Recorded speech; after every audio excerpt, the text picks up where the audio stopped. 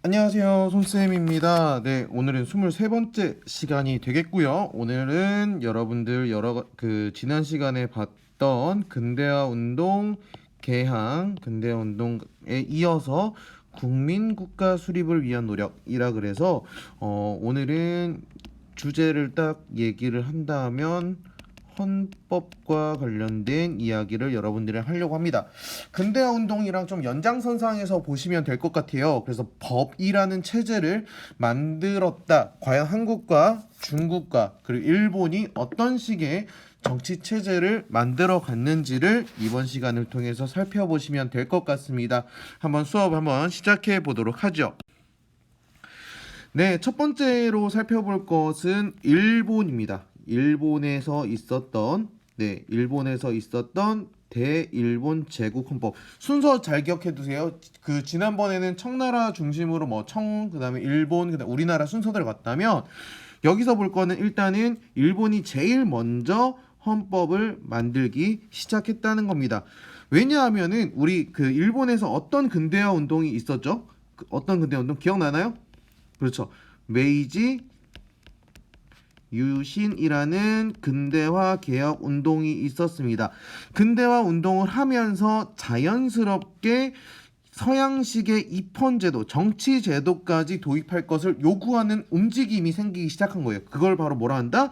자유민권 운동이라고 한다는 겁니다. 그래서 서양식 입헌제도의 도입을 요구하면서 각 지방에서 정당 또는 헌법 초안이 작성되면서 의회 만들어달라, 의회 만들어달라, 의회 만들어달라 그렇다고 했는데 메이지 유신은 어땠어요? 누구 중심이었어요? 우리 기억나죠? 그렇죠. 천황 중심의 정치 체제라고 이야기를 하는 겁니다. 천황 중심의 정치 체제인데 의회를 설치하자고 하니 천황 입장에서는 말이 안 되지. 왜? 내가 권력을 잡고 있는데 하면서부터 계속 정부가 탄압을 했다는 겁니다. 물론 여기 민선 여기 1874년에 나온 거 이타다케 다이스케라는 사람이 이렇게 만들었는데 여기 보시면은요. 두 번째 줄 보시면 천하의 공적인 의견을 떨친다는 것은 백성이 뽑은 의원을 설립하는 길밖에 없습니다. 이 의원이라는 건 의회를 설립하자라는 겁니다. 무릇 정부에 대해 조세를 낼 의무가 있는 인민은 그 정부의 일에 관여하여 찬반을 논할 권리가 있습니다. 지금 민선 의원을 설립한다면 정부와 인민 사이에 소통이 되고 서로 일체가 되어 국가와 정부가 비로소 강하게 될 것입니다. 어떻게 강하게 된다? 의원을 뽑아서 인민의 의견을 전달해야 된다라고 주장을 하는 거죠. 물론 탄압을 했지만 탄압을 하는 함에 있어서도 서양식 정치제도의 필요성을 천황이 인식을 했다는 겁니다. 그래서 대일본 제국헌법이라는 1889년에 헌법이 제정됩니다. 하지만 이 헌법으로서 천황에게 막강한 권한을 부여한다는 거죠. 그리고 나서 1년 뒤에 의회를 개설하게 되었습니다. 여기 아래에 여러분 사료들을 한번 살펴보면은요. 천황이 통치한다. 천황은 신성하다. 천황은 국가의 원수다. 입법권을 행사한다. 의회를 개회, 폐회, 정회, 해산을 명할 수 있다. 등등등등 얘기하면서 천황에게 막강한 권한을 부여했다는 거죠. 그러면서도 국민의 역할도, 국민의 자유권도, 권리도 보장하는 헌법을 만들었다는 게 중요하게 작용이 된다라고 여러분들이 일본의 흐름을 살펴보시면 될 것 같습니다. 그렇다면 다음은 우리 대한제국 우리나라 조선에 대한 얘기를 한번 해보도록 할게요. 대한제국 나와 있고 독립협회가 나와 있습니다. 자, 대한제국이라고 제국 누가 통치하는 나라? 그렇죠. 황제가 다스리는 나라. 우리는 왕이었는데 황제로 바뀌었네요. 예, 황제가 다스리는 나라로 바뀝니다. 왜?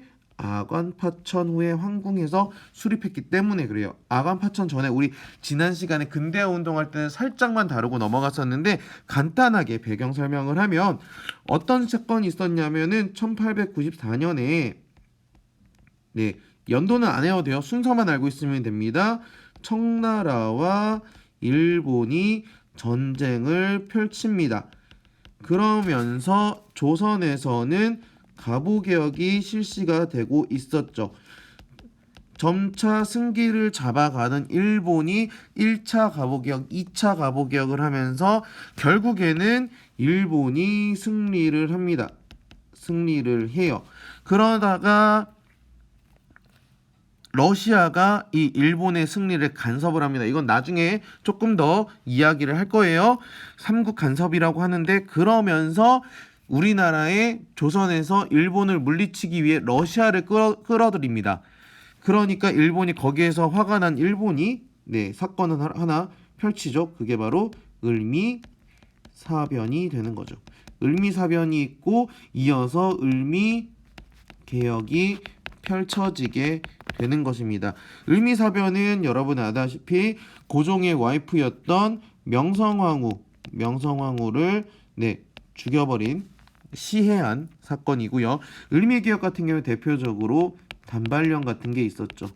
단발령 같은 머리를 자르는 게 있었기 때문에 요 두 가지의 사건 이후에 러시아 공사관으로, 아까 우리 러시아 얘기했었죠.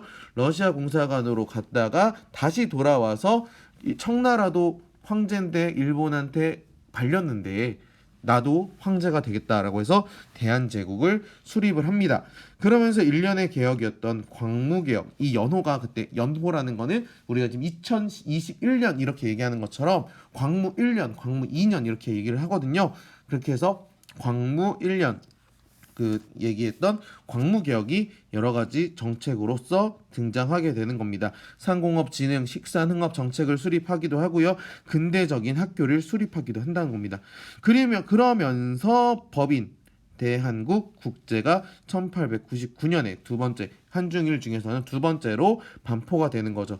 하지만 여러분은 기억하셔야 될 건 모든 권한이 황제에게 집중된 전제군주정 국가입니다.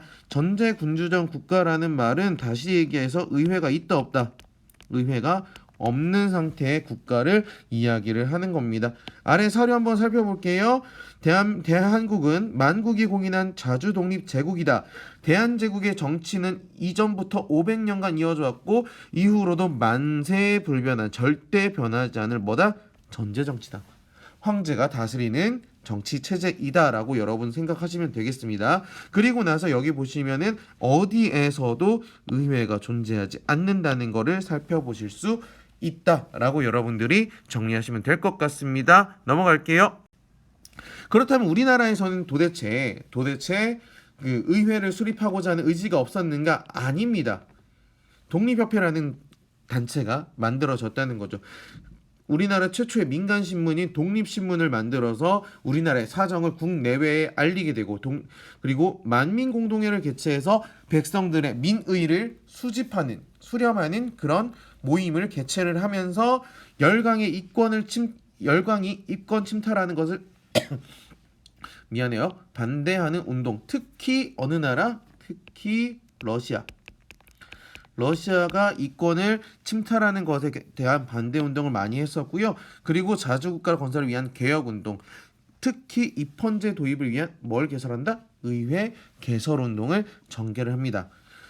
그래서 독립협회에서 정부와 함께 실제로 헌의 6조라는 문서를 만들어요. 여기에서 의회를 설립할 것을 약속은 합니다. 약속은 하는데 but 의회를 설립한다는 건 백성의 의견을 묻는다는 건데, 왕이 다스리던 나라에서 백성의 의견을 묻는다고 하는 게 싫었나 봐요.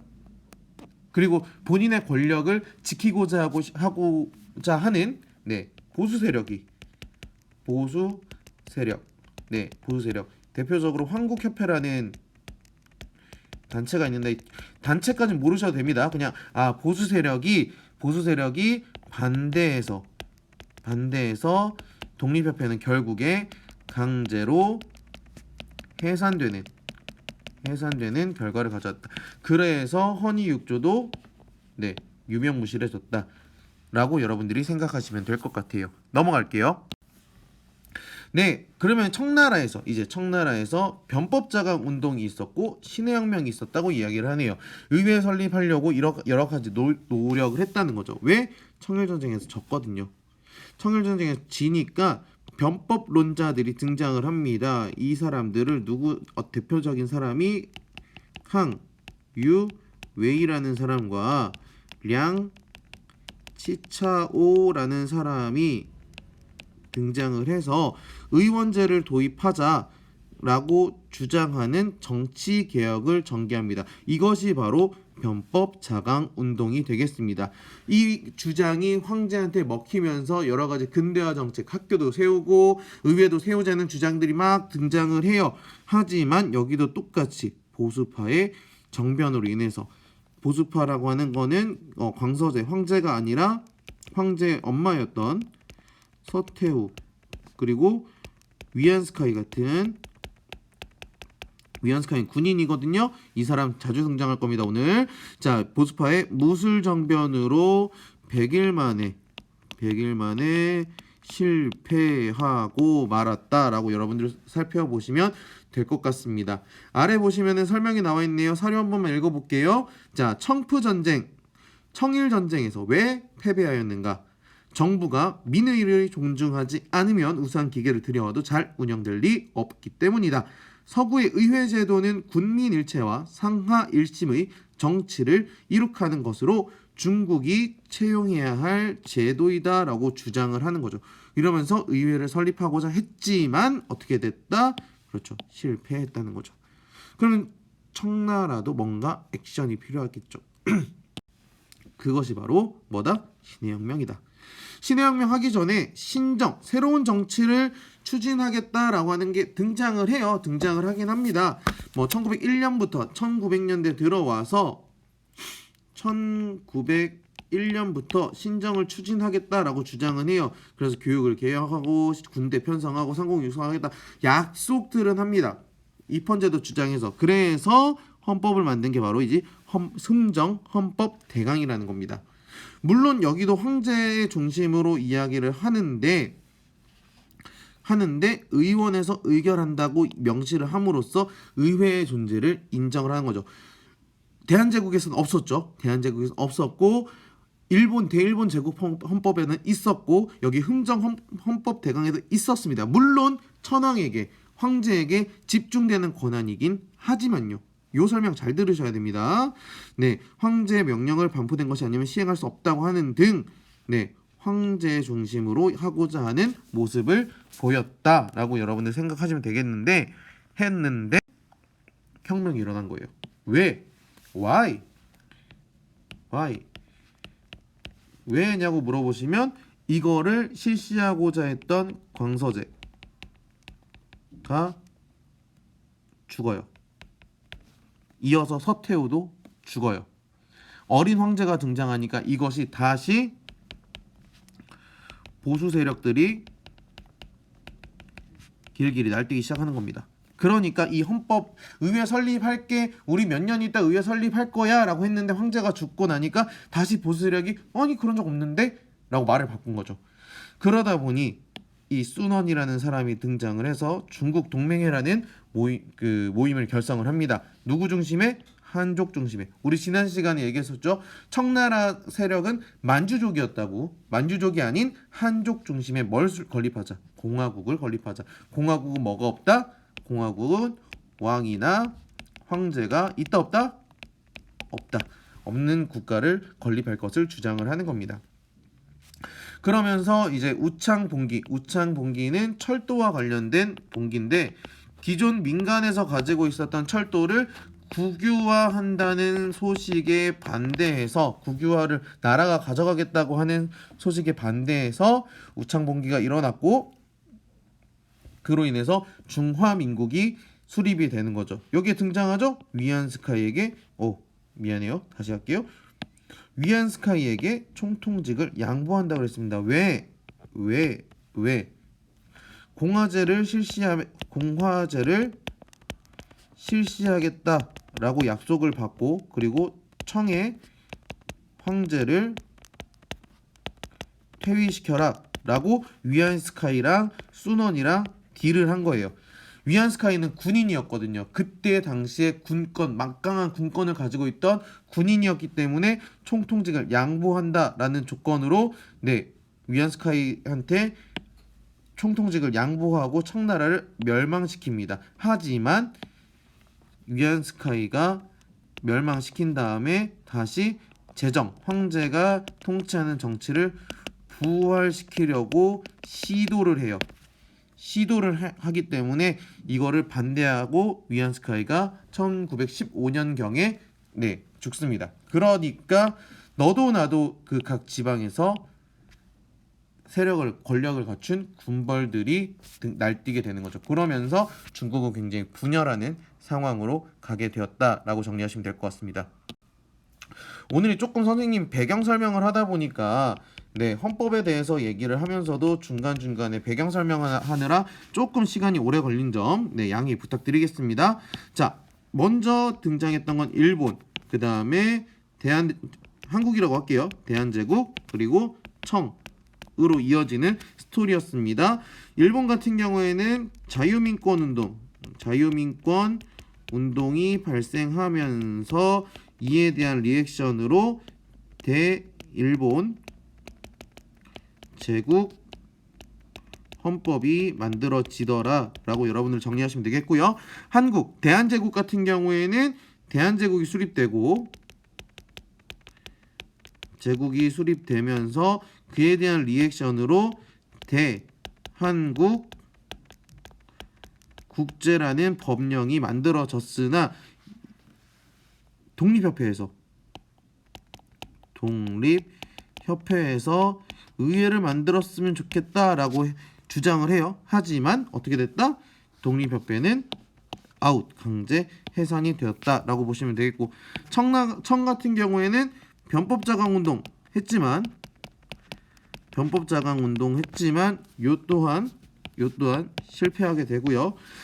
청에서 의화단 운동 이후에 신정을 선포를 하면서 신정에 의해서 흠정 헌법 대강을 만들었다. 하지만 요것도 제대로 돌아가지 않으면서 결국 뭘 했다? 신해 혁명을 거치며 청나라가 아웃되더라 라고 여러분들이 이 스토리를 정리하시면 될 것 같습니다. 고생 많으셨고요. 오늘 굉장히 내용이 많았는데 여러분들이 잘 정리하시길 부탁드리겠습니다. 그럼 다음 시간에 만나도록 하죠. 고생하셨습니다.